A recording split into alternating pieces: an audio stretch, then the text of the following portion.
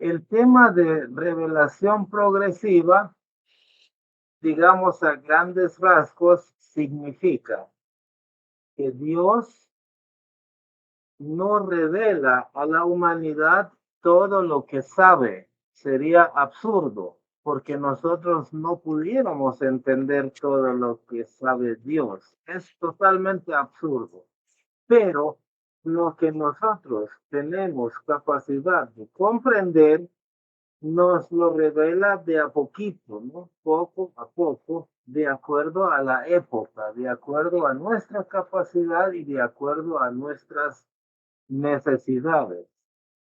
Pero lo importante es lo que queremos enfocar esta semana en esta reunión son las conexiones que existen entre las diferentes religiones de la humanidad, ¿no?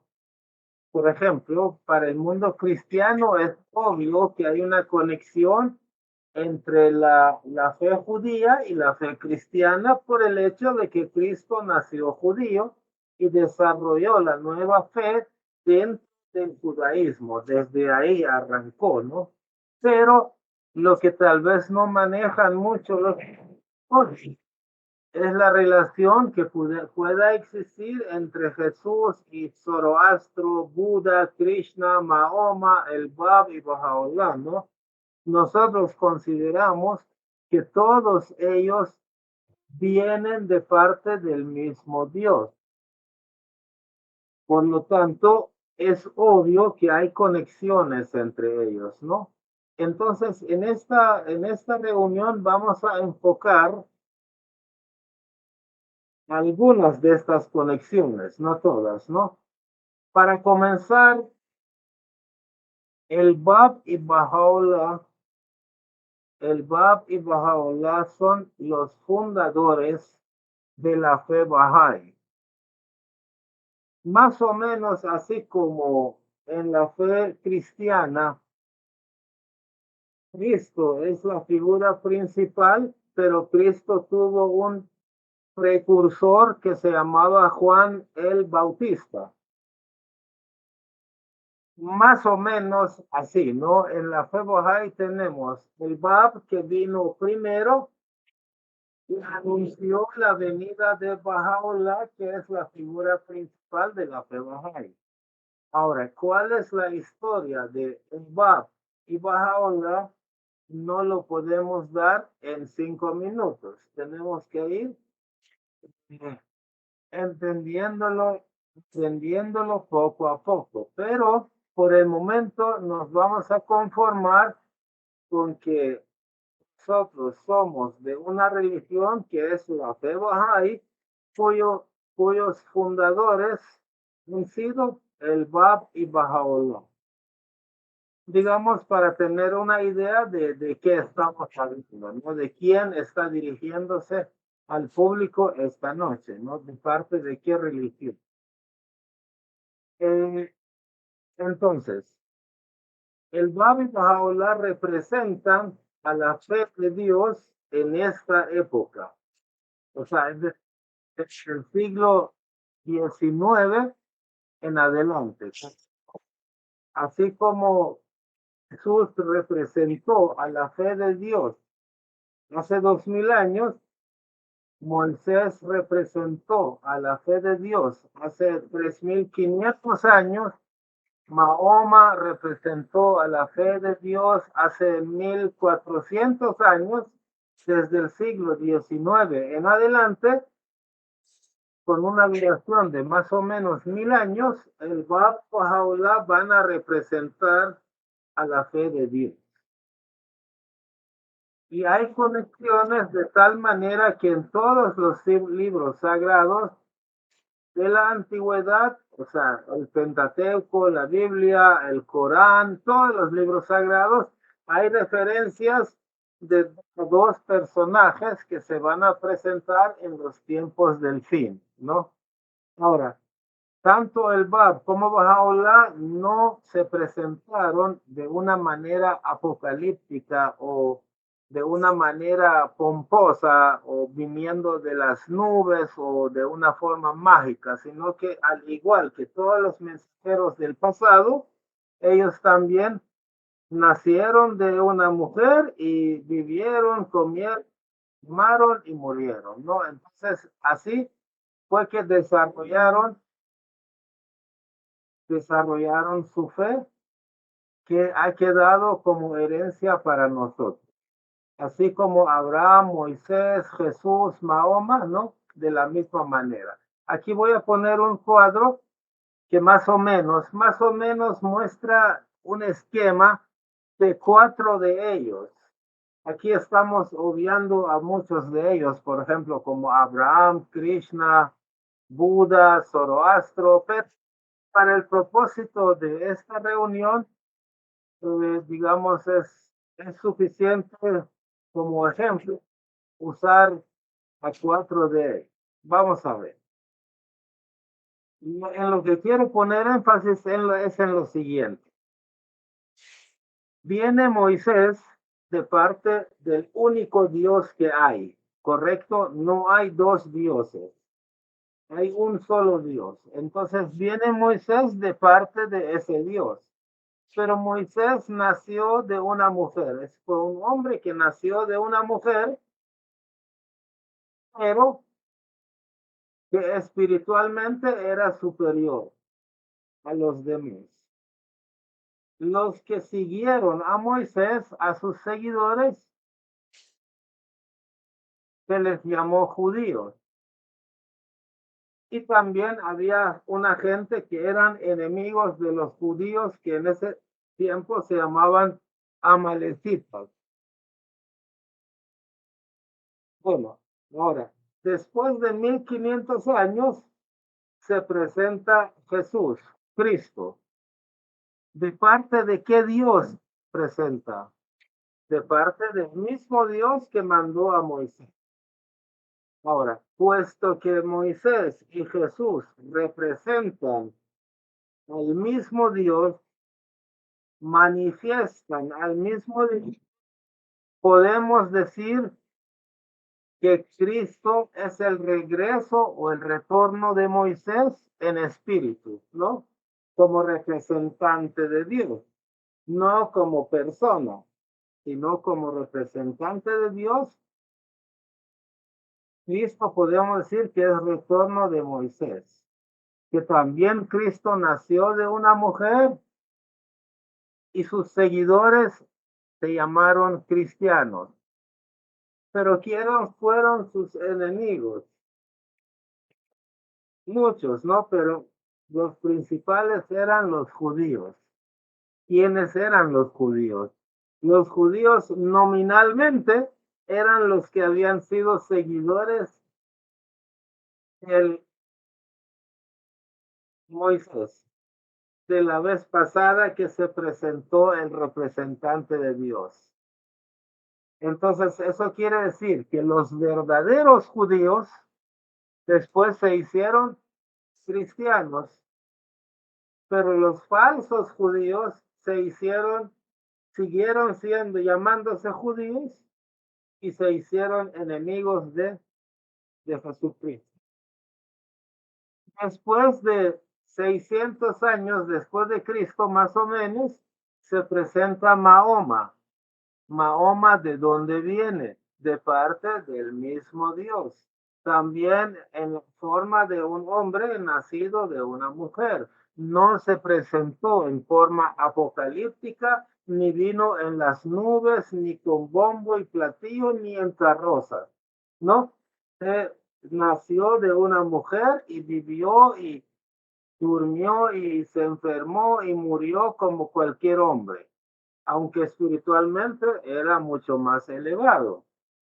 Sus seguidores se llamaron musulmanes. ¿Y quiénes eran sus enemigos? Sus enemigos fueron los ateos, que aquí no los he puesto, pero también los judíos y los cristianos, los que nominalmente seguían anteriores mensajeros de Dios. Lo que les estoy poniendo es bastante interesante y quiero que se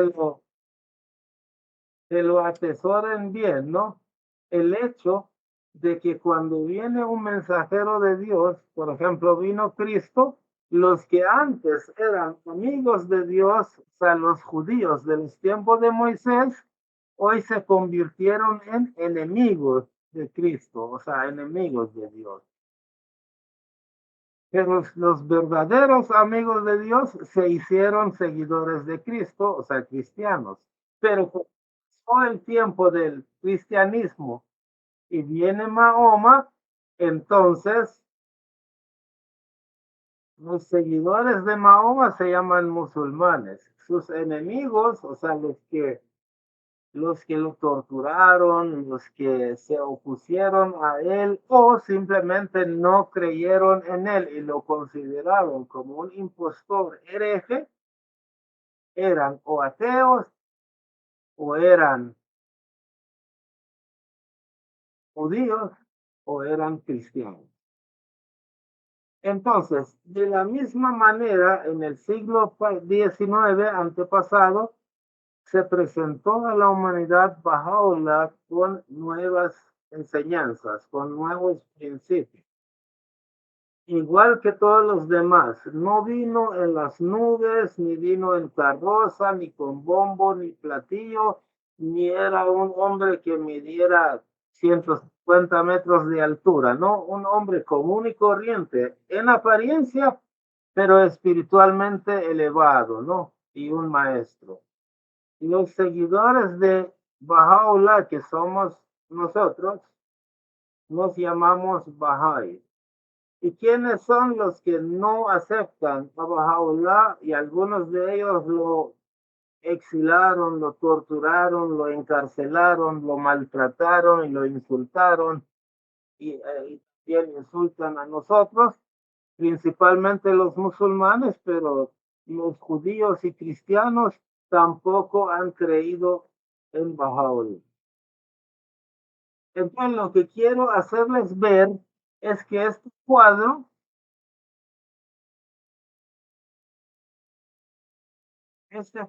se repite cada vez que viene un mensajero de Dios.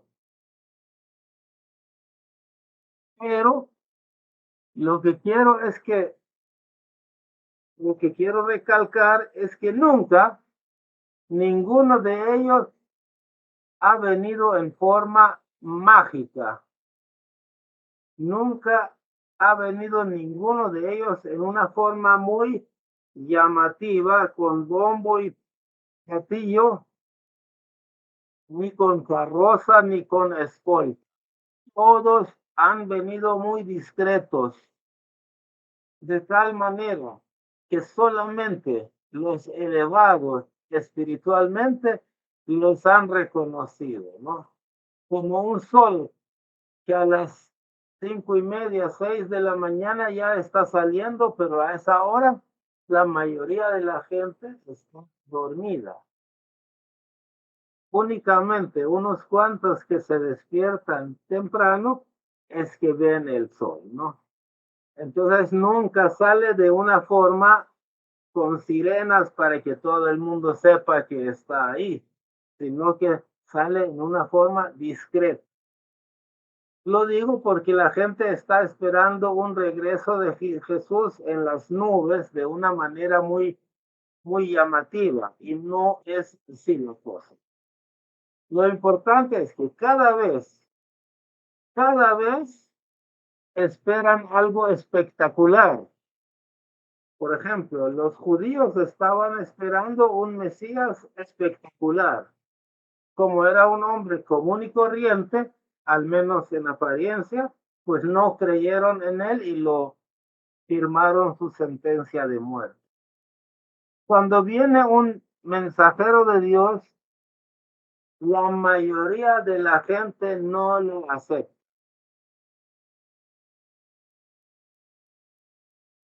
A Moisés le costó años para establecer su fe. A Jesús le costó, no sé, 290, 280, 300 años. o más para establecer su fe. La mayoría en el momento los ignoran. Noé luchó 120 años, según estiman, ¿no?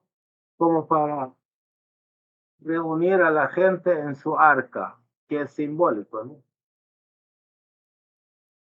Otro punto en común es que a todos ellos los maltratan. A uno lo matan, al otro lo torturan, al otro lo, no sé, lo tiran al fuego, al otro lo encarcelan y a todos los acusan de impostores y herejes. Esto ha sido punto común, punto común. Jesús era hereje para los judíos. Mahoma era impostor, lo querían matar. Tuvo que escapar de Meca, ir a vivir a Medina, ¿no? Igual, Bahá'u'lláh lo exilaron de su propio país y lo mandaron fuera. Y estuvo entre cárcel y exilio la mayor parte de su vida. Pero también hay otra cosa, que todos ellos con el tiempo cambian el rumbo del mundo. Los judíos llegaron a ser prósperos con el tiempo, no inmediatamente, ¿no? En lo inmediato nadie cree en ellos, avanza muy despacio, muy lento, pero después de un par de siglos o más, entonces se establecen una cierta soberanía y cambian el rumbo del mundo, de la humanidad. Otro punto en común entre todos ellos es que todos ellos hablan de los del pasado. Por ejemplo, Moisés habló de Noé, de Abraham, de Adán, de todos ellos, ¿no? De Enoch. Jesús habló de Moisés, Abraham, etcétera, ¿no? Mahoma habló de Jesús, de Moisés, de José, de Jacob, de todos ellos, ¿no? Se confirman la verdad de los mensajeros del pasado. También todos ellos prometen, todos prometen que viene alguien más. A veces prometen que van a regresar. A veces prometen que va a venir otro. Ya vamos a ver que ambas cosas significan lo mismo. Vamos a tocar este punto más adelante. Pero también hay otra cosa en común. Siempre los seguidores de uno son enemigos del siguiente mensajero de Dios. O sea, eso es prometido, ¿no? Por ejemplo, Moisés tenía un prometido que iba a ser el Mesías, ¿no? Iba a ser el Cristo, era un prometido de Moisés. Cuando vino ese prometido, los judíos fueron sus enemigos. O sea, los que lo estaban esperando fueron sus principales enemigos, ¿no? Entonces, lo que quiero recalcar en ese cuadro que les he puesto es que estos mensajeros de Dios, cada uno de ellos ha venido a hacer algo similar. Tienen mucho en común y todos vienen de parte del mismo ser, Dios. Son espejos que reflejan la luz del mismo Dios. Y por lo tanto, cada uno de ellos es el retorno del anterior en el sentido simbólico. Y todas las veces han venido nacidos de una mujer y han sido hombres comunes y corrientes en su aspecto físico, ¿no? en cuanto a sus cualidades físicas, han sido personas de aspecto común y corriente, pero que espiritualmente han sido muy superiores a los demás. Ahora, todos están esperando a un prometido. Los judíos están esperando a un Mesías tan tajante, tan fuerte, tan grande, que va a venir y va a someter a la humanidad bajo la ley judía. Vino Jesús y no hizo nada de eso. Fue mucho más discreto de lo que ellos pensaban, ¿no? Y hasta en lugar de reconocerlo, se burlaron de él y lo mataron, ¿no?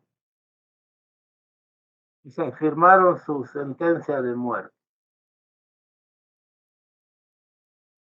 Entonces, después Jesús dicen que va a regresar en las nubes. Entonces, ahorita el cristianismo está esperando que de las nubes baje una cosa tan colosal que a nadie le quede más remedio que aceptarlo.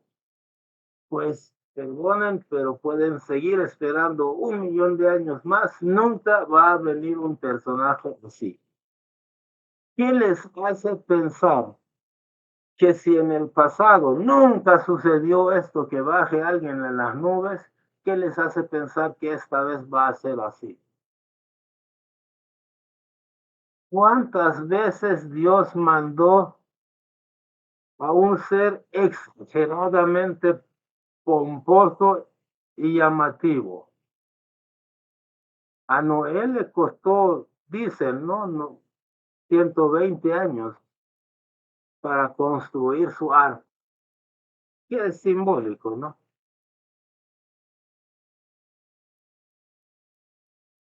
Y sabían que Cristo que dijo, Cristo se tardó en su primera aparición, se tardó alrededor de 300 años para establecer su fe, o sea, para construir su arca, ¿no?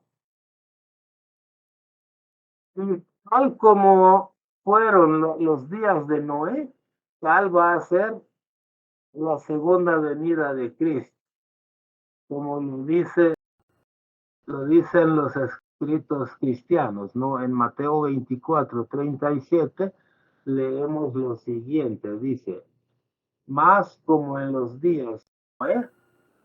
Así será la venida del Hijo del Hombre. Eso lo dice Mateo, ¿no? Y lo que dice Mateo está inspirado, ¿no? Entonces, Cristo va a venir de una manera pomposa y con bombo y platillo y bajando de las nubes de tal manera que a nadie le va a quedar duda, o va a venir como en los días de Noé, que le costó un montón reunir a 40 personas, 50, 60, no sé cuántas personas, ¿no? Así será su siguiente venida. ¿Cuántas veces ha retornado un profeta? Fíjense bien. ¿Cuántas veces un profeta que ya había muerto revivió y regresó? ¿Cuántas veces? ¿Cuántas veces alguien regresó en carne y hueso? A ver, ¿en qué religión? Su profeta, su mensajero, o como lo quieran llamar, ¿cuántas veces fue el retorno en carne y hueso de otro que había muerto 1000 años atrás? ¿Cuántas veces? Por ejemplo, en el cristianismo se dice que que en el Antiguo Testamento habían dicho que supuestamente antes de Cristo tenía que presentarse el profeta Elías, ¿correcto? Investíguenlo, ¿no? Porque según los judíos, antes del Mesías tenía que venir Elías. antes de Cristo, tenía que venir. ¿Vino o no vino? Vino, sí vino. La gente creía que vendría el viejo que había muerto, se iba a levantar en carne y hueso y iba a venir. Sin embargo, el mismo Jesús los corrigió y les dijo que no era así, que Elías no iba a regresar en carne y hueso, pero que Elías ya había venido y que era Juan el Bautista. El mismo Mateo 11, 13, 14 también lo confirma. Dice así, porque todos los profetas y la ley profetizaron hasta Juan. Y si queréis recibirlo, él es aquel Elías que había de venir. Entonces, ¿qué dice aquí? Que Juan el Bautista, obviamente, es aquel Elías que había de venir. Entonces, ¿cómo el retorno de Elías? ¿De qué manera ocurrió? De manera simbólica y en espíritu. Entonces, si en el pasado nunca regresó un resucitado, jamás, jamás, nunca bajó alguien de las nubes, nunca vino nadie látigo o espada en mano para luchar contra nadie. ¿Y qué les hace creer que esta vez Jesús o Moisés o Zoroastro o Mahoma van a regresar de esa manera?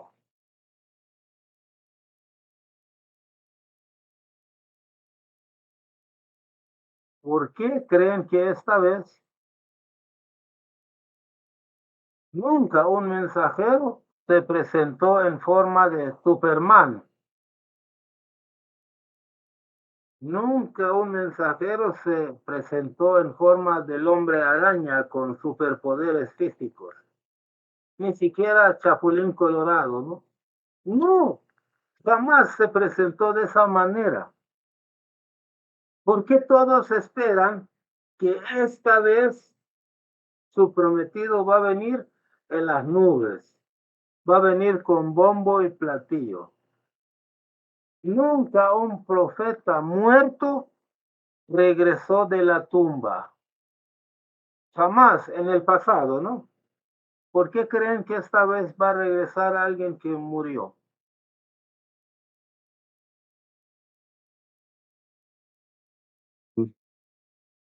Querido Cruz, perdón, acá mi amiga tiene la pregunta Sí, de entonces, ¿qué fue lo que sucedió con Jesucristo al tercer día? Que si también es una forma alegórica, pues, o si sucedió textualmente, si nos podrías de pronto explicar un poquito. sí, muy bien. Sí, qué bonita pregunta, ¿no? Yo, antes de contestar esa pregunta, obviamente es algo que no se puede demostrar, ¿no? No se puede demostrar. Nosotros hemos leído en la Biblia el relato de la resurrección de Cristo por lo que han contado, ¿no? Pero no es algo que se haya filmado o que se haya registrado por personas imparciales. Tampoco yo puedo demostrar lo contrario con palabras, solo puedo hacer con razonamiento. Ahora, antes de eso, quiero enfocar un concepto lógico. Cuando uno, perdón,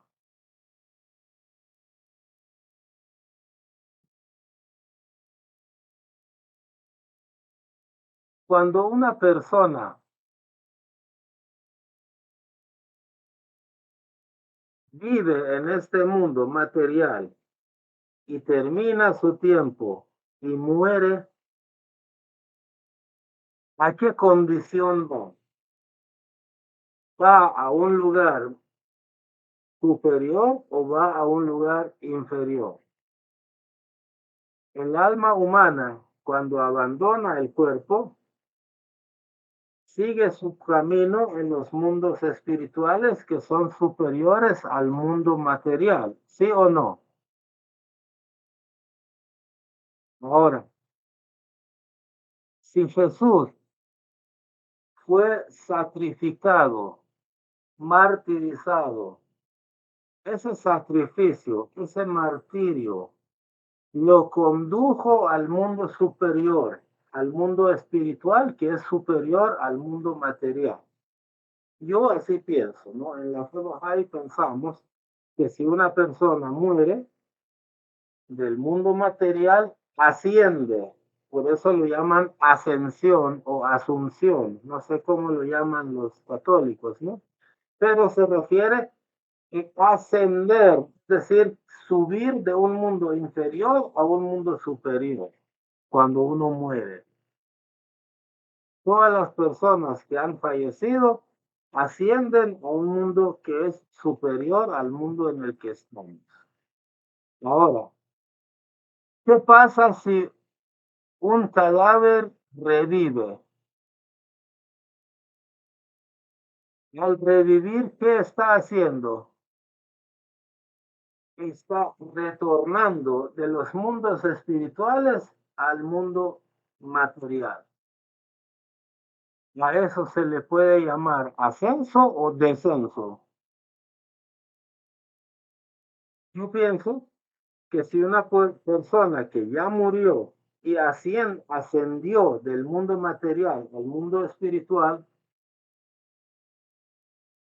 si revive físicamente, está regresando del mundo espiritual al mundo material, está descendiendo.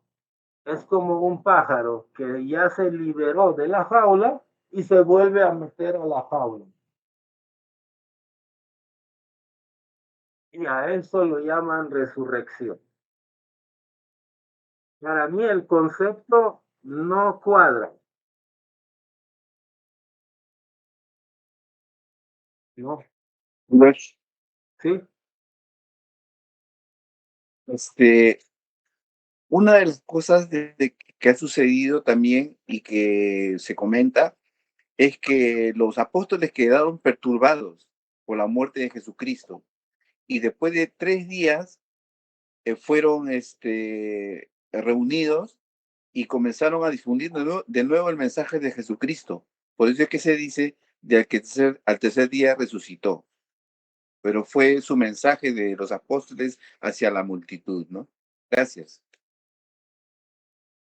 Sí, sí, eso es lo que explica Abdul Baha, pero yo antes quería aclarar el hecho de que no podemos llamar resurrección, o sea, que uno se levante de muerte, es decir, si uno ya murió, ascendió al cielo y se vive, regresa a este mundo, quiere decir que desciende. Entonces, eso no pega, no concuerda con el concepto de que la resurrección es una cosa buena.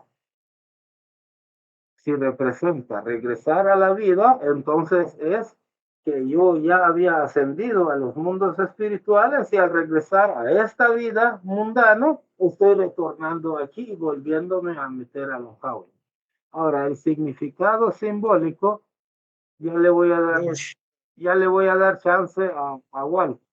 El significado simbólico, según explican los escritos bahá'ís, es que la fe de Cristo se apagó durante 3 días. Y a los 3 días los discípulos se levantaron a promover la causa cristiana. Y a eso se le llama resurgimiento de la fe cristiana, que se había muerto durante esos 3 días. Adelante, Walter. Sí, y también que no tendría sentido eh, fallecer y resucitar de nuevo si va a volver a fallecer. ¿Ya? No tiene sentido, porque si Jesucristo estaba con vida, fue crucificado, ascendió, ¿verdad? Pero en el sentido literal, que Él resucitó, entonces, si lo agarramos literalmente, no tiene mucho sentido, porque también va a volver a fallecer. Gracias. Lodi. Sí, gracias, Kurosh. Hay que también ver un poco las cosas de acuerdo al lenguaje de la época. En tiempos de Jesús e incluso varios siglos después, se creía de que nosotros vivíamos en una tierra que era plana, ¿ya? Que debajo de la tierra estaba el Averno o el Hades, y que encima había una bóveda celeste, y ahí estaban las distintas, para arriba, las distintas esferas hasta llegar hasta Dios. Era la cosmología antigua, y la gente se imaginaba que en el cielo vivía Dios. O sea, ese entendimiento literal del cielo ahí, entonces ellos, lógicamente, las expresiones de los profetas tienen un sentido simbólico, pero entendido literalmente, pues la gente se va al cielo y ahí ya se ha dado cuenta que el cielo termina pues en la exósfera. Y luego de ahí, ¿qué viene? Ya no hay más cielo, lo que hay es espacio sideral. Y todo el cielo ya es conocido. Y en el cielo no hay nada.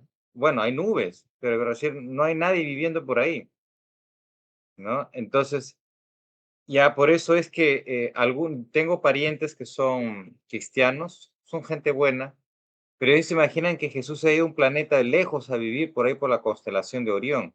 Es decir, cuando la interpretación es literal, las personas creen cosas que no tienen sentido.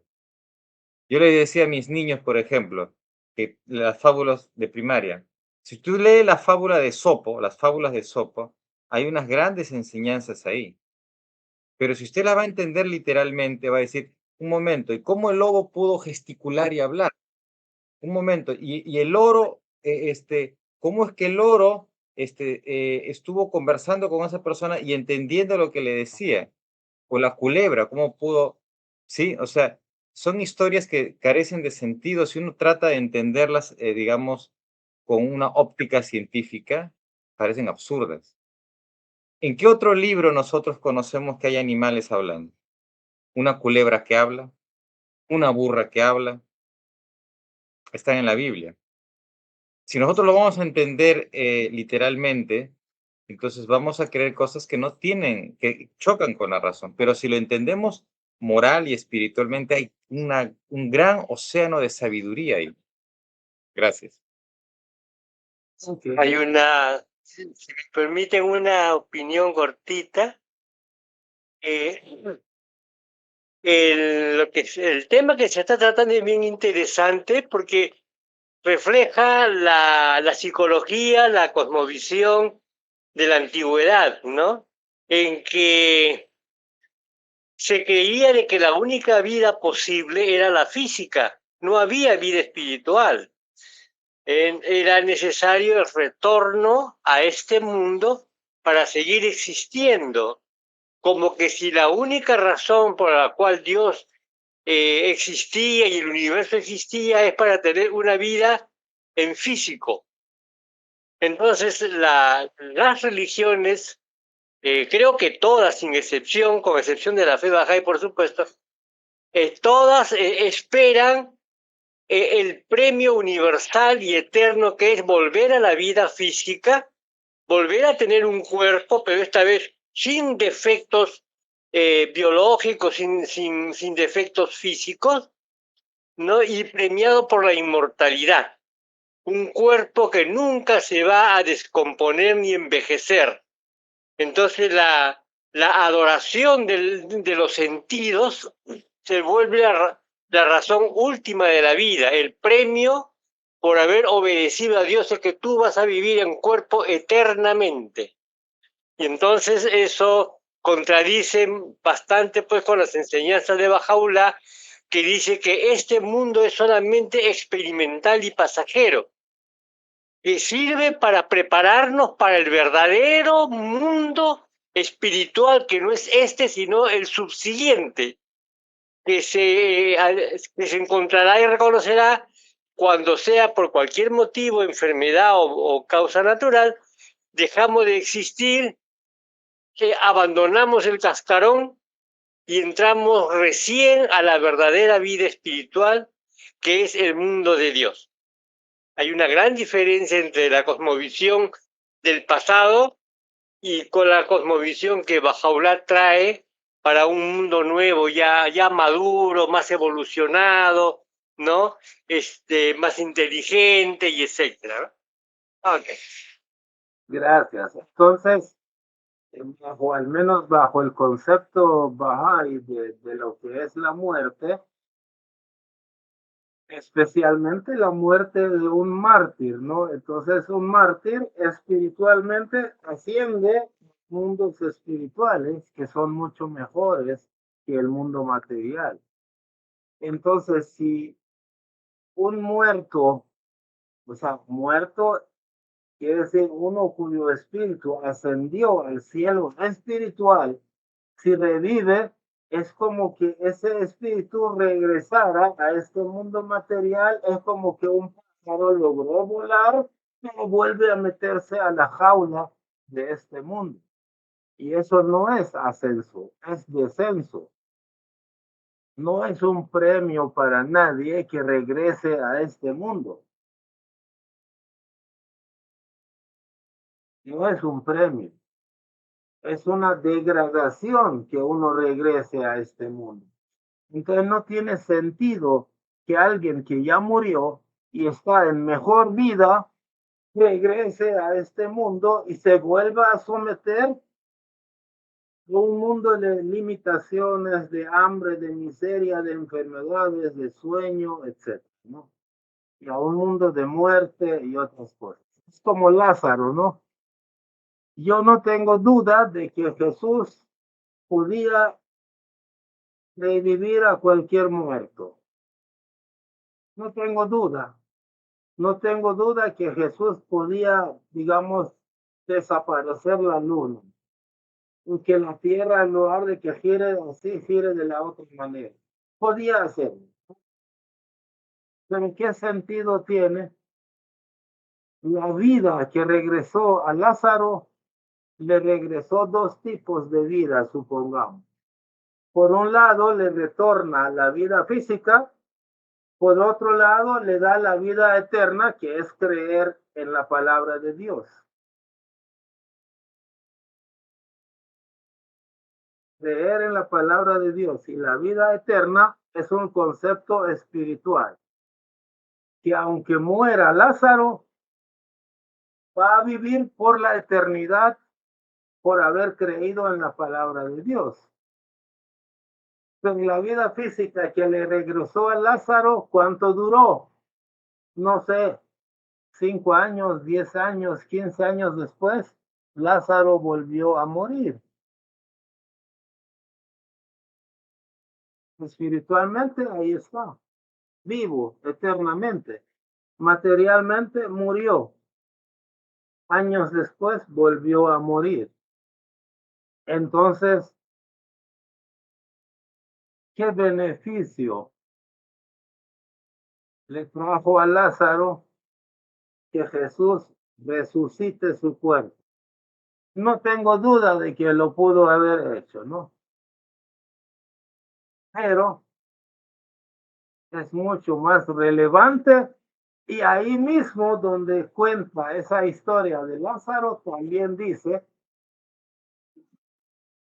que lo relevante es la vida eterna, que es espiritual. Entonces el concepto de muerte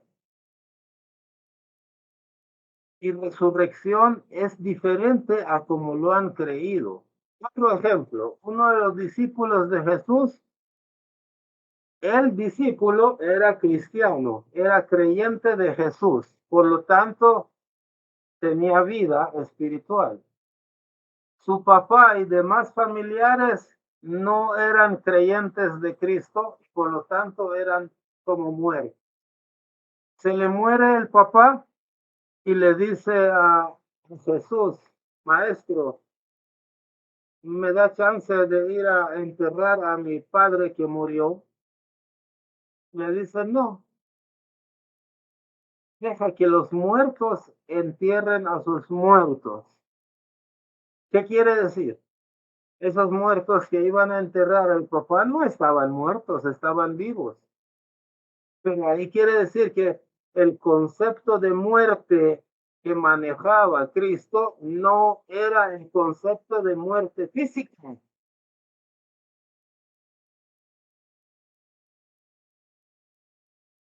Bueno, entonces, regresando al punto, vamos a continuar con el tema de revelación progresiva, pero si alguien quiere decir cualquier cosa, simplemente me interrumpe. Dios es el creador de una infinidad de universos. Este universo físico es uno. Cuando morimos, vamos a pasar a otros universos, a otros mundos que ya no son físicos, sino espirituales. Entonces, Dios ha creado una infinidad de mundos, el primero físico y los demás espirituales. Una infinidad de mundos. Cada uno de ellos infinito en su extensión, en su variedad, en el número y la clase de criaturas que alberga. Dios es demasiado poderoso como para decir que mandó un librito hace 3500 años que se llamaba la Torah o el Pentateuco en un planeta que se llama la Tierra en el sistema solar que está un punto perdido entre todas las galaxias que hay. Dios es demasiado grande para mandar un librito a Moisés hace 3500 años y que ese libro ya no vuelva a mandar nada más. Para toda la eternidad, el Pentateuco es la ley de Dios. No puede ser, no tiene sentido. Dios no tiene otra cosa que decir, solo lo que dijo en el Pentateuco es todo lo que tiene que decir. ¿Es posible eso? ¿Con la lógica, con la razón? O por ejemplo decir que semejante Dios, inconocible, superior, imposible de conocer, imposible, creador de todo el universo espiritual y material, que es inimaginable. Ni siquiera la creación de Dios cabe en nuestra imaginación, mucho menos Dios mismo va a caber en nuestra imaginación. Vamos a ver este dibujo. Supónganse, Dios prohíba, ¿no? Pero supónganse que Dios es un pintor y está pintando un paisaje.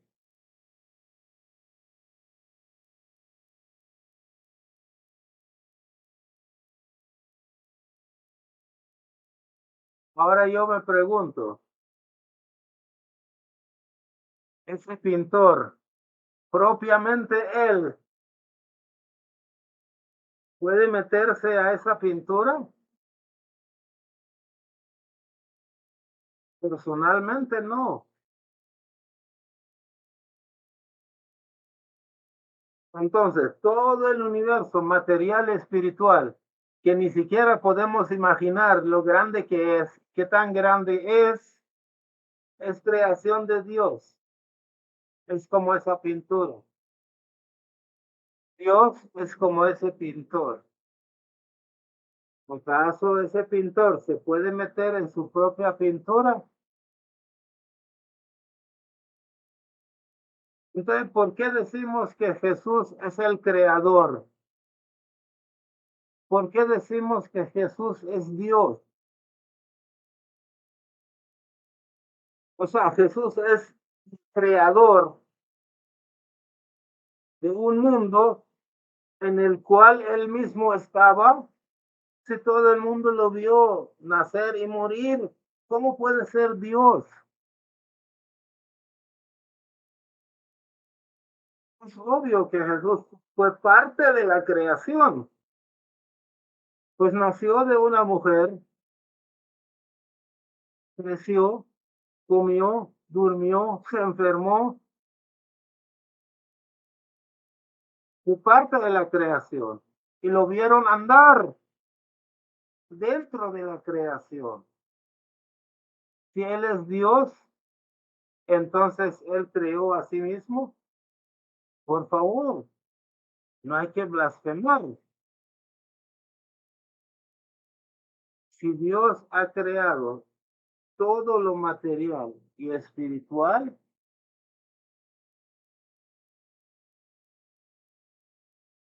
pues Él ha creado todo lo que tú puedes ver. Y a Jesús lo vieron, lo escucharon, lo golpearon, lo crucificaron. O sea, estuvo aquí adentro de la creación de Dios. Y Él es Dios. ¿Cómo podemos decir que es Dios? Entonces Jesús también ha sido creado por Dios.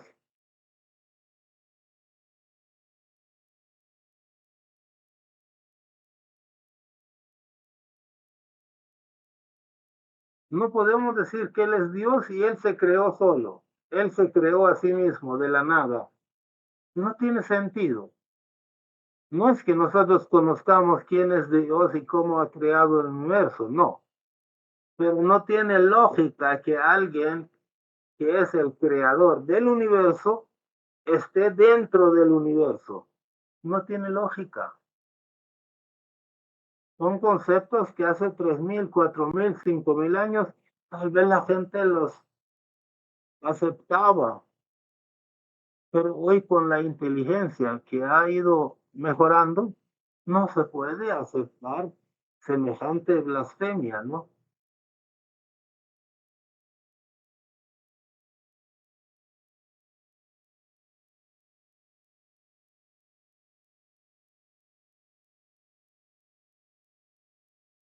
Dios no tiene forma humana. Es muy sublime. Entonces, ¿qué es? ¿Qué pone Dios dentro? ¿Qué pone el pintor dentro de esa pintura? Que parece ser él, pero no es él. El pintor hizo el paisaje y dentro del paisaje dibujó su imagen y semejanza.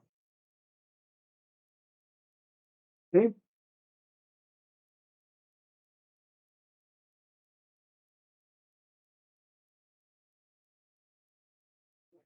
Toda la creación, es decir, la pintura representa toda la creación de ese pintor, digamos que simbólicamente vamos a asumir que es Dios. Esa pintura no tiene las habilidades, el conocimiento, la calidad, la grandeza del pintor. Pero cualquiera que ve esa pintura sabe que es la imagen del pintor. Entonces, Cristo es un espejo que refleja la luz de Dios.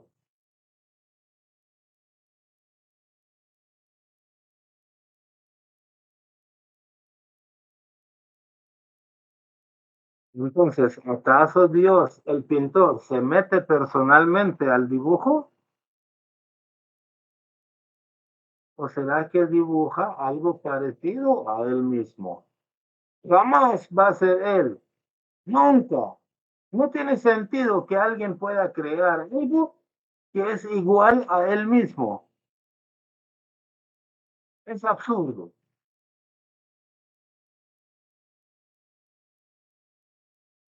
Y Jesús se desenvolvió dentro de este mundo creado por Dios. No puede ser Dios.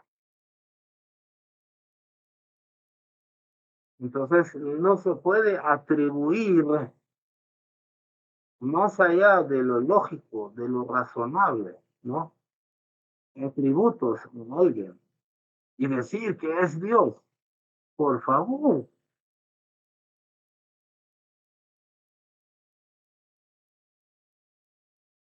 Vamos a pasar a otro punto interesante. Este cuadro que están viendo,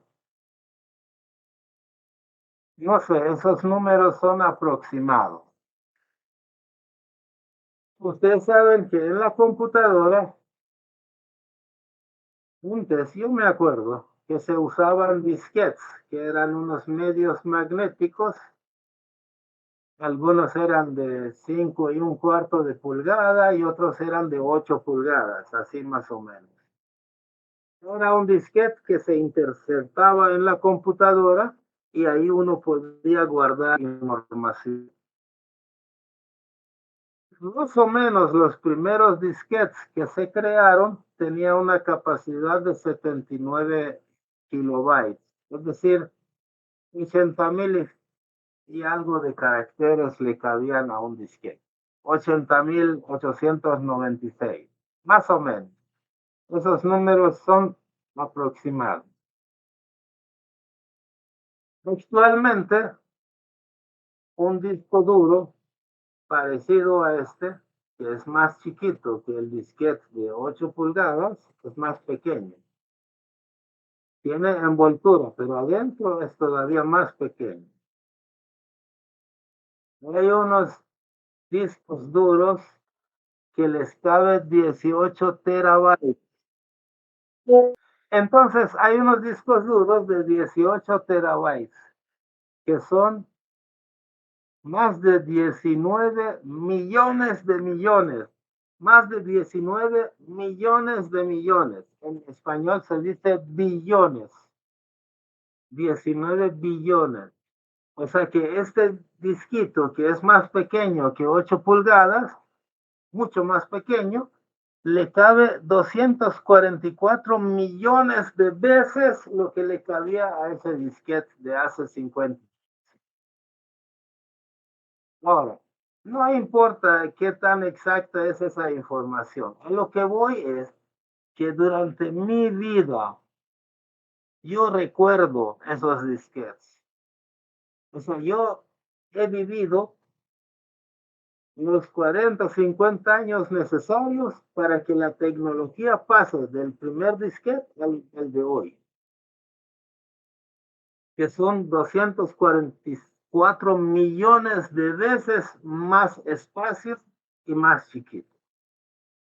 Son 50. Ahora una pregunta. ¿El Pentateuco, la Torah, no va a cambiar nunca? La Biblia es suficiente ya para toda la eternidad. El Corán ya es la última palabra de Dios. Sí, es cierto. Yo solamente había escuchado algo bien curioso en relación a lo que tú estás mencionando, Kurosh. Los jóvenes de ahora que tienen un celular en la mano, ese pequeño celular, que puede costar $20, $30, 40, ese pequeño celular, tiene muchísima más capacidad que la supercomputadora que llevó Armstrong cuando fueron a alunizar, cuando viajaron a la Luna. Esa computadora que tenían ellos tiene muchísima menos capacidad que el aparato que los muchachos tienen en la mano y caminan por la calle sin saber por dónde van pisando porque van viendo el celular en la mano. Así es como ha avanzado la tecnología y la capacidad de los aparatos. O sea, Y lo que se está viniendo ahora es, pues, como tú dices, ¿no? Es de una capacidad y de una velocidad inconmensurable. Ya los números no se pueden decir en números realmente, se tienen que inventar palabras porque la capacidad y la velocidad con la que pueden procesar miles de millones de problemas en segundos, es impresionante. Y tienes razón, tu razonamiento es muy bueno, ¿no? Como si el conocimiento avanza a esa velocidad y la capacidad también, ¿por qué ha de pensarse que la palabra revelada es estacionaria, está estancada en el tiempo? Tiene 3.000, 4.000 años y no varía, no hay más. Ya todo lo dijo, ya todo lo expresó y Dios se quedó sin nada en la cabeza para poder seguir hablando porque ya todo lo mencionó. Eso es absolutamente irracional. No se puede creer en una cosa así, ¿no? Es verdad, es cierta. Por eso que la religión, dice Bajaola, es evolutiva, evoluciona, avanza, ¿no? De acuerdo a la capacidad de entendimiento de la humanidad. No, o sea, es cierto, pues es verdad. Gracias. Sí, ok, gracias. O sea, el Pentateuco, el Corán, la Biblia, los Evangelios, no es de despreciarlos, absolutamente. Han sido palabras de Dios. Pero ojo, ojo, el profesor de primaria, de 55 años, cuando nos enseñaba cosas, hablaba tonterías, hablaba cosas muy triviales, muy obvias. Muy.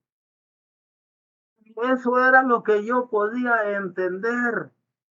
No es que el Pentateuco esté mal, está precioso, pero para hace 3.500 años.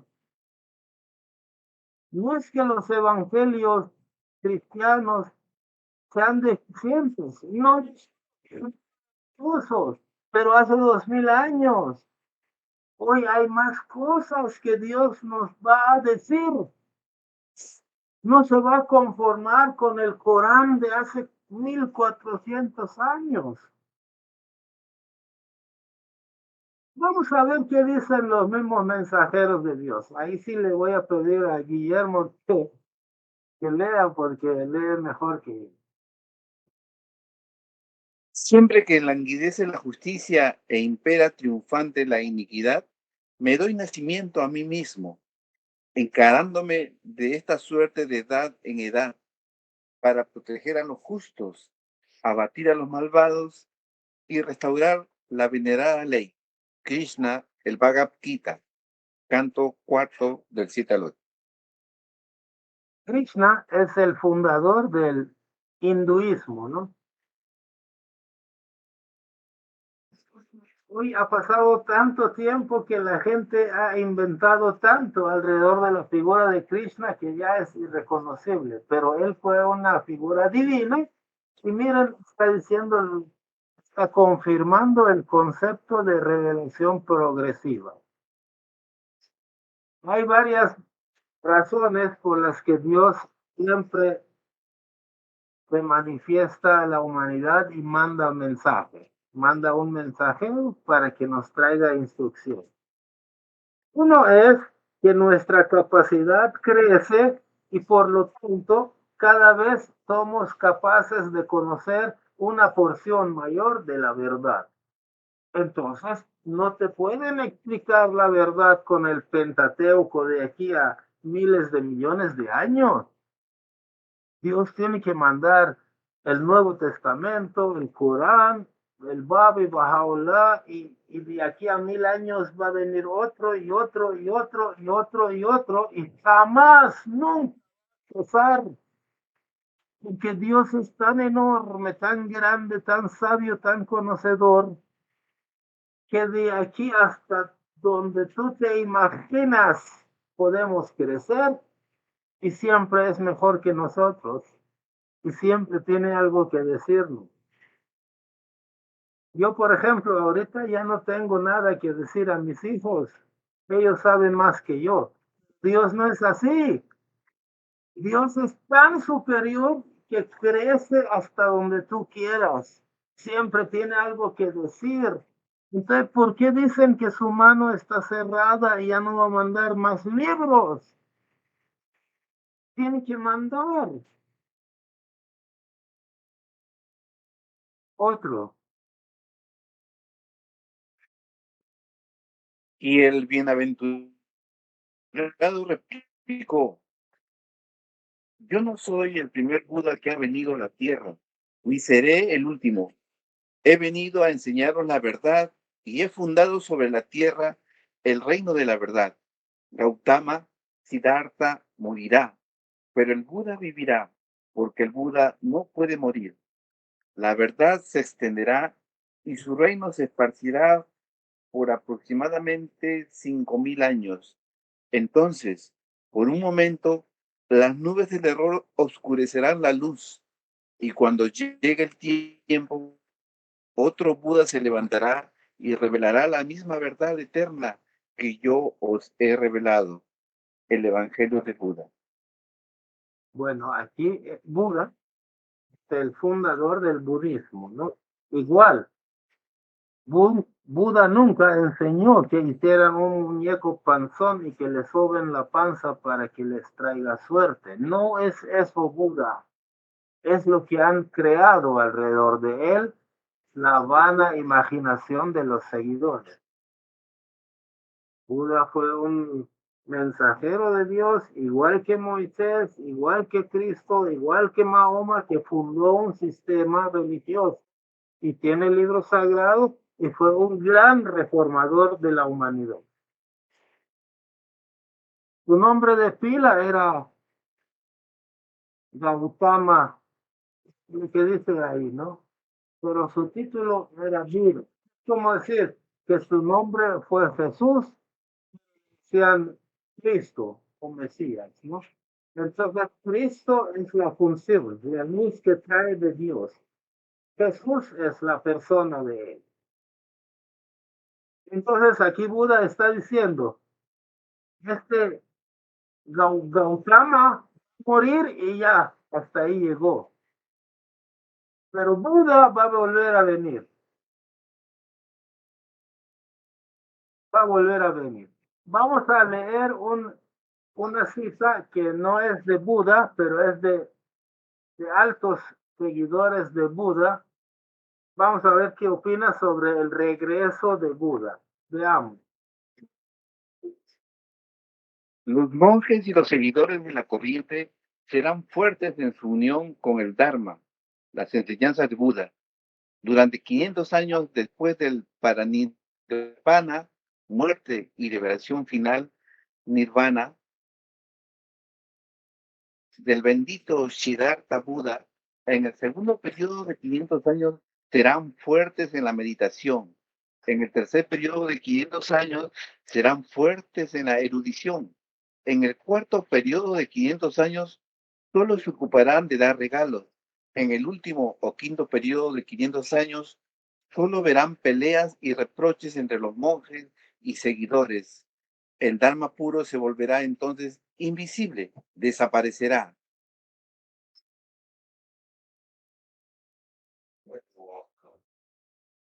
Entonces, aquí están esperando a una figura que se llama, aquí no dice, pero ellos esperan a una figura que se llama Maitreya y que es la quinta aparición de Buda.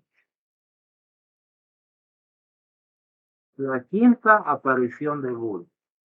Ahora, vamos a ver un esquema para comprender esto. Supongamos que Dios es el sol y Moisés, Abraham, Jesús, Mahoma, Buda, Krishna, el Bab, Baha'u'llah, todos ellos son como espejos, como ejemplo, ¿no? Entonces, los espejos reflejan la luz del sol, así como los mensajeros de Dios, o sea, Jesús, Moisés, Abraham, Buda, Krishna, reflejan las cualidades de Dios, ¿no? Entonces, Uno de esos espejos era Gautama, ¿no? El personaje que dio vida a Buda. Buda, según la definición que acabamos de leer, es como decir Cristo. Y Gautama es como decir Jesús, ¿no? O sea, la persona es como el vidrio del espejo, ¿no? Y Buda o Cristo se refiere a la luz de Dios reflejada en ese espejo. Entonces, si nosotros vemos el espejo, si vemos estos 9 espejos que están alrededor del Sol, son 9 vidrios distintos, diferentes. Pero si vemos la luz que refleja cada espejo, es la misma luz. Entonces, si estamos hablando de la persona de Moisés, la persona de Cristo o de Jesús o la persona de Mahoma, son diferentes personas. Entonces, si vemos la luz que refleja Moisés, es la misma luz que refleja Jesús, Cristo. Y es la misma luz que refleja Mahoma y Baha'u'lláh.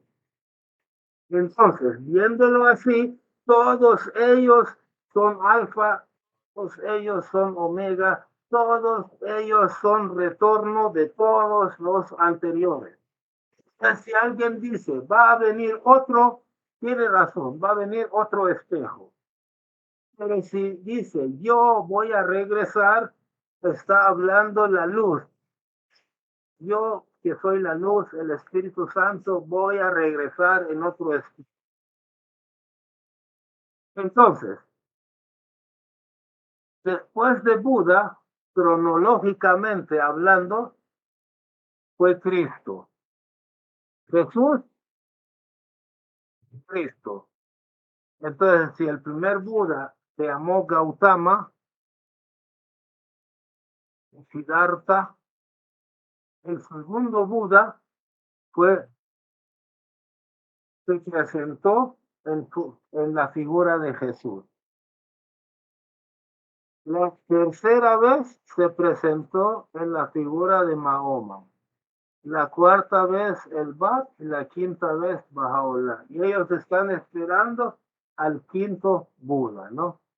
Sí, a eso se refiere, ¿no? Que de vez en cuando va a regresar el mismo espíritu, pero en un espejo diferente. Ahora vamos a leer algo de Zoroastro. A ver, Guillermo. Volveré, y cuando yo venga, tú verás una estrella en el este. Síguela, y me descubrirás acostado entre pajas. Zoroastro, prenda a ver.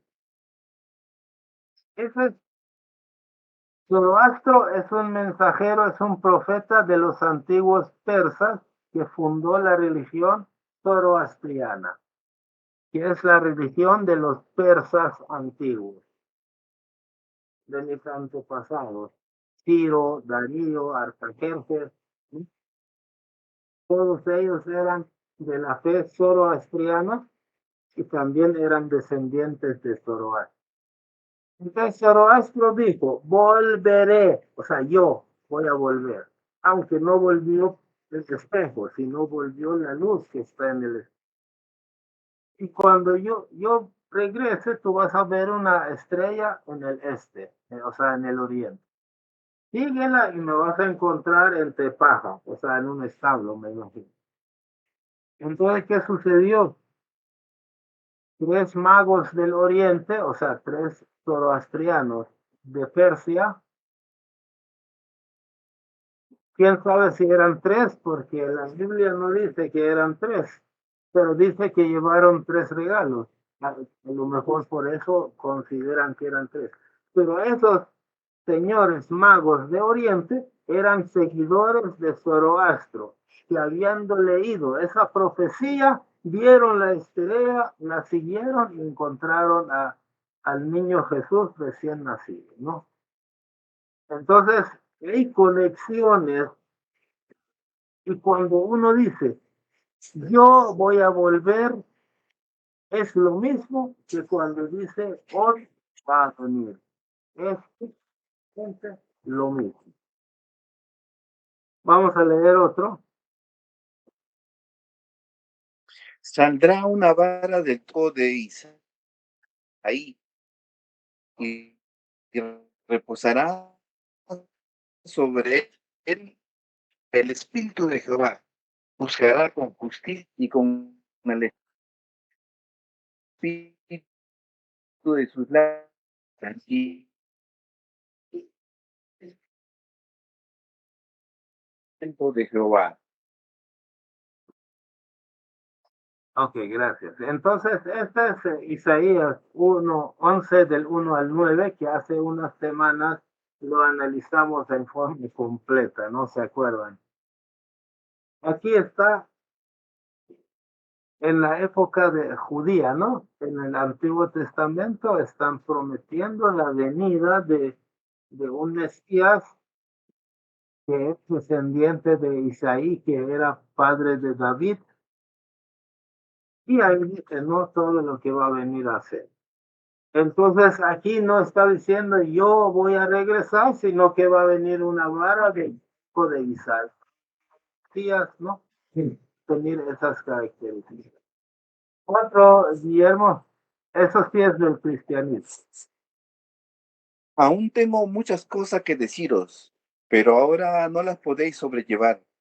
Pero cuando venga el Espíritu de verdad, Él os guiará a toda la verdad, porque no hablará por su propia cuenta, sino que hablará todo lo que oyere, y os hará saber las cosas que habrán de venir.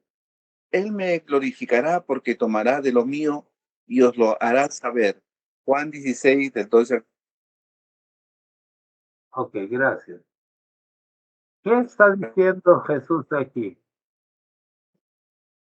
Está confirmando el concepto de revelación progresiva. ¿Qué es lo que estamos definiendo como revelación progresiva? El hecho de que Dios es mucho más grande como para que todo lo que Él sabe te lo haga saber solo el libro. No tiene sentido. Entonces dice, tengo muchas cosas que decir. Ahorita ustedes no me van a entender. Son alumnos de primer grado de primaria, no entienden, por más que yo les explique derivadas, integrales, biología, medicina, no me van a entender. Así que no voy a perder mi tiempo diciéndoles cosas que no van a entender. No va a llegar alguien que en un momento distinto, que sí les va a explicar mucho, ¿no? Esa es revelación progresiva. Corán, ¿qué dice?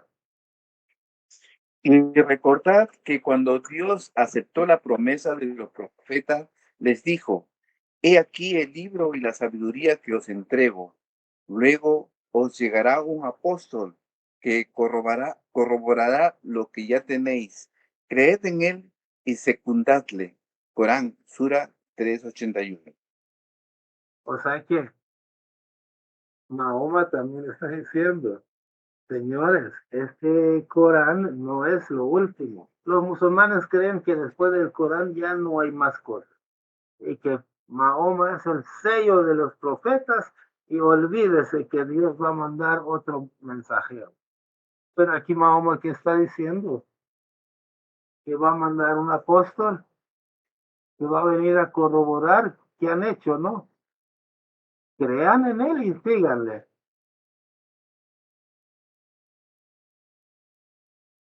Y por último, esto lo dice Bahá'u'lláh. Interesante.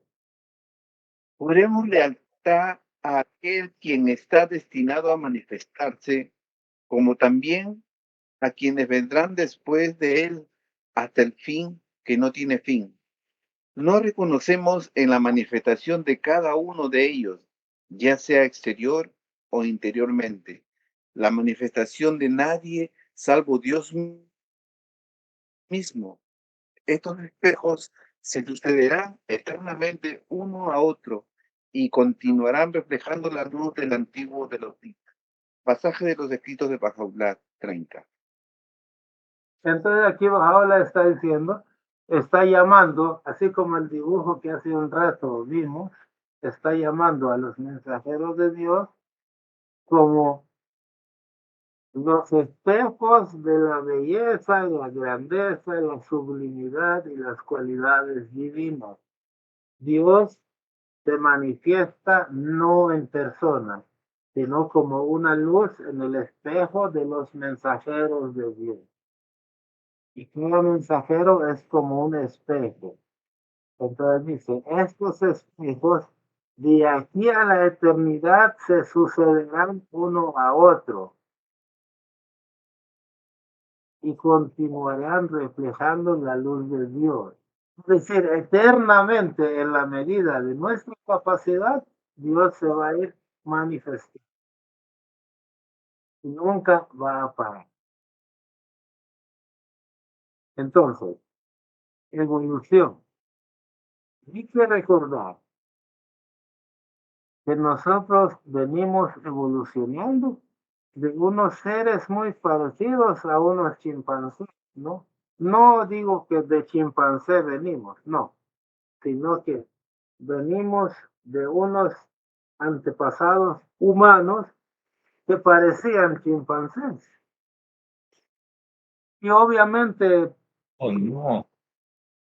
Dios es tan grande que para Dios, aún no somos mucho más que eso. Por más que crezcamos, comparado con Dios, casi lo mismo un chimpancé que un humano, ¿no? Claro, nosotros nos sentimos superiores porque sabemos mucho más que el chimpancé. Pero comparado con la grandeza de Dios, no somos mucho más que un microbio o un chimpancé, y nunca lo seremos. Entonces Dios es tan distante, tan grande, ¿no? Pero ese Dios, por más que crezcamos, siempre va a tener, o sea, de aquí a miles y millones y miles de millones de billones de trillones de años, siempre, por más que nosotros nos superemos, siempre Él será superior a nosotros y siempre tendrá novedades para nosotros. Siempre sabrá algo que nosotros no sabemos. Es un poco difícil de imaginar. Sí. ¿Alguien quería hablar? Sí, Kurosh, una cosita. Ahora que estás hablando de la evolución, que no somos monos. Bueno, Abdul Bahá dijo que en algún momento quizás hayamos tenido la apariencia de peces y de monos, pero hay una cuestión que los genetistas ya han descubierto de hace tiempo, que nosotros tenemos un 98% de coincidencia con los grandes simios. O sea, nuestros genes, con la de los monos y los monobos, somos casi la misma cosa. Solamente nos separa un 2%, pero ese 2% de diferencia ha hecho la diferencia. Ha hecho que nosotros seamos seres inteligentes y con un alma inmortal. Y además tengamos la capacidad enorme de poder reflejar una porción de las virtudes divinas que ha sido creada por Dios, que solamente la puede reflejar el ser humano. Si Dios es capaz de crear diferencias tan enormes e inmensurables con porcentajes tan pequeños, imaginémonos nosotros lo que tú decías hace un momento, que los infinitos miles de millones de soles que existen y que en cada sol existen planetas y que en cada planeta existen razas inteligentes, diferentes a las nuestras, por supuesto, porque tienen otra atmósfera, y su lógica y su inteligencia y su razonamiento y su conocimiento tienen que ser inconmensurablemente distinto al nuestro, ¿no? Es enorme. Pero sí tiene las cualidades espirituales que me imagino que deben tenerlas porque son obras de Dios. Entonces lo que yo quería recalcar, ¿no? Que para Dios le basta solamente un pequeño detalle nada más para hacer la diferencia enorme. Y eso se encuentra cuando alguien lee los textos sagrados y dice, caramba, recién me doy cuenta, tienes razón, todas las religiones son de Dios. Y otro lee el mismo texto sagrado y dice, no, yo sigo pensando que la mía es superior y que todos los demás están en el error. Leen lo mismo, pronuncian lo mismo y entienden diferente. Entonces, la capacidad del ser humano para poderse autobloquear y autoperjudicar o beneficiarse está en el carácter, en la personalidad, en la predisposición de cada ser humano de manera individual, y Dios respeta esa libertad. Si tú quieres seguir en el error o si tú quieres seguir avanzando, puedes hacerlo, depende de ti. Bien interesante, gracias. Gracias. Sí. Entonces, la idea es que si Dios es un ser tan elevado, tan grande, que está fuera del alcance del ser humano de aquí en la eternidad, conocerlo y entenderlo, entonces, ¿por qué encerramos a Dios en una iglesia? O sea que solo en esta iglesia Dios, además no está. Y en otros planetas tampoco, no solo en esa iglesia en la tercera calle de la Quinta Avenida, ahí está Dios. No, no lo podemos encerrar en una iglesia. ¿Por qué le ponemos nombre y apellido a Dios? ¿Por qué le inventamos un hábitat? Dios vive allá en las estrellas del norte. No, no es así. Dios es el creador de donde tú creas que vive. ¿Por qué definimos a Dios? No se puede definir. ¿Por qué encerramos a Dios en nuestra imaginación? Que no es mucho más que la imaginación de un chimpancé. Claro, para nosotros es mucho más, pero comparado con el conocimiento de Dios, no creo que nosotros seamos mucho más que una cucaracha, ¿no? Para Dios. ¿Por qué queremos encerrar al creador del universo en nuestro entendimiento, en nuestra comprensión, nuestra imaginación? ¿Por qué encerramos a Dios dentro del cuerpo de un profeta? ¿Por qué colocamos a Dios dentro del cuerpo de Jesús? No puede ser, eso es blasfemia. Es blasfemia. Bueno, ya es hora, aunque tenía más cosas que decir. Tengo muchas cosas que decir, pero vamos a ver si hay alguien que tiene alguna opinión o alguna pregunta, si no, vamos a ir terminando.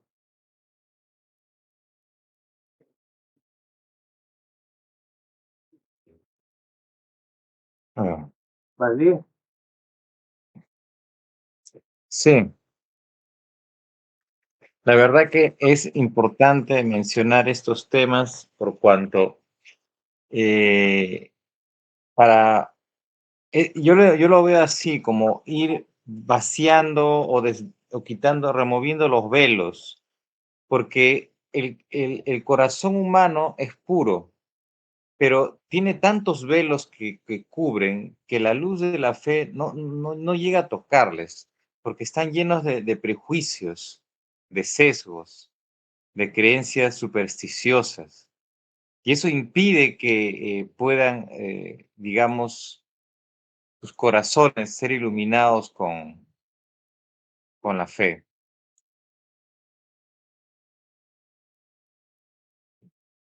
Gracias. ¿Alguien más?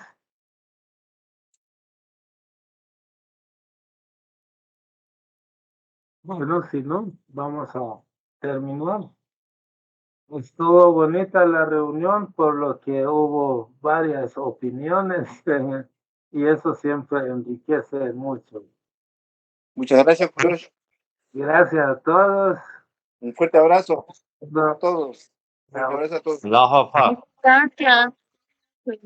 gracias, Joami, por participar. Adiós.